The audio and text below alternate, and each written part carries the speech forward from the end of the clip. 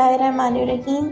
आज की रेसिपी है रोस्ट, जिसे पेशावरी नमकीन गोश्त भी कहा जाता है। और आज मैं इस रेसिपी में आपको मुकम्मल, असली, आसान और सादा तरीन तरकीब बताऊंगी नमकीन गोश्त बनाने की, जिसे रोस्ट भी कहा जाता है। आप बहुत आसानी से इसे घर में मौजूद इंग्रेडिएंट से बना सकते हैं। जायके में बेहतरीन होगी और बनाना बहुत आसान होगा।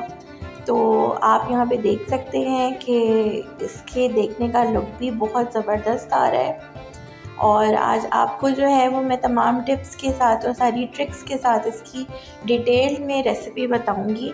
सो चलें शुरू करते हैं हम आज की रेसिपी। सो पेशावरी नमकीन गोश्त बनाने के लिए आपको बीफ या मटन 2 kg लेना होगा। इसमें आप मिक्स गोश्त लें, जिस तरह के इसमें आप देख सकते हैं कि चर्बी भी है, बोटी भी है साफ़, और हड्डी भी है इसमें कुछ।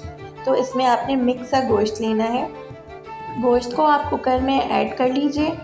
कुकर के अंदर हम आपको इसमें बनाना सिखाएंगे, क्योंकि कुकर के अंदर ये आसानी से और जल्दी बन जाती है। सो इसमें 2 टेबलस्पून या आप हस्बे ज़ायका जिस तरह का नमक खाना आप पसंद करते हैं, हल्का या तेज़, इसमें आप अपना नमक ऐड कर दीजिए। गोश्त के अंदर आप नमक ऐड करने के बाद काली मिर्च आधा चम्मच ऐड करेंगे।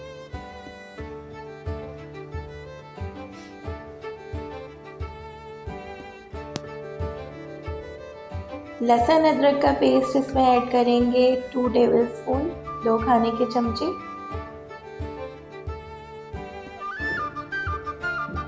इन तमाम अज्जा को गोश्त के अंदर हम अच्छी तरीके से मिक्स कर लेंगे।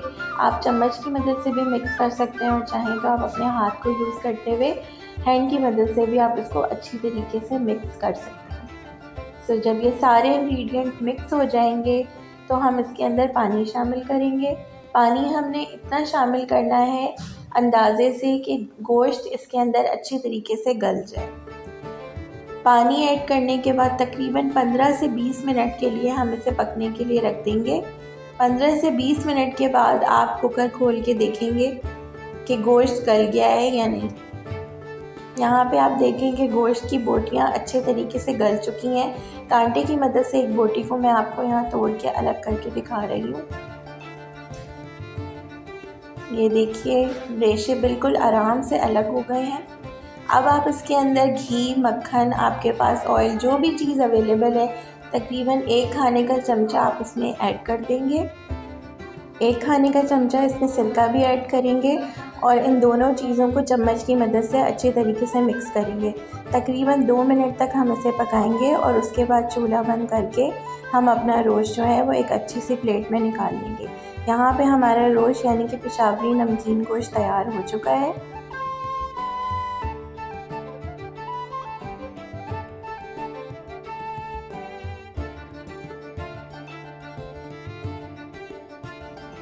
अगर आपने अभी तक हमारा चैनल सब्सक्राइब नहीं किया है तो काइंडली हमारे चैनल को सब्सक्राइब कीजिए, बेल नोटिफिकेशन पे क्लिक कीजिए। अगर आपको वीडियो पसंद आई है तो रेसिपी को प्लीज़ लाइक कीजिए और अपने फ्रेंड्स एंड फैमिली में शेयर कीजिए।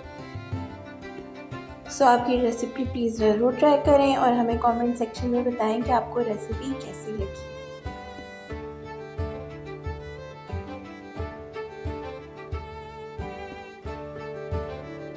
यहाँ पे आप देखें कि यखनी का बहुत अच्छा कलर आया है, इसकी बहुत अच्छी स्मेल आ रही है। सो जो असली पेशावरी नमकीन गोश्त होता है वो यखनी के साथ ही इस्तेमाल किया जाता है और यखनी के साथ ही खाया जाता है।